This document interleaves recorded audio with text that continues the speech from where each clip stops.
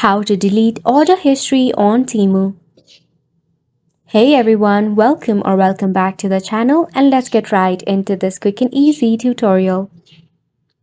For this, start off by launching your Temu application. If you have not installed the app yet, you can check out your Temu website. Now over here, when you tap on the U icon and head over to your orders, you will see that there is no trash option. To tap on it to delete your order history. So in this case, what you actually have to do is you have to head over to the customer support of Temu. At the top, you will see your headset icon. Click on it. Now over here, you'll be redirected to the support of your Temu. Now right here, tap on Contact Us. Go ahead and type in Delete Order History.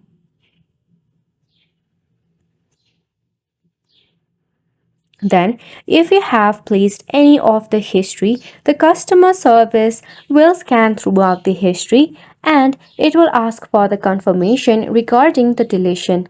Just make sure to tap on the confirm button to delete off the order history on Temu. And just like that, you have made it to the end of the video as well. Thank you so much for tuning in.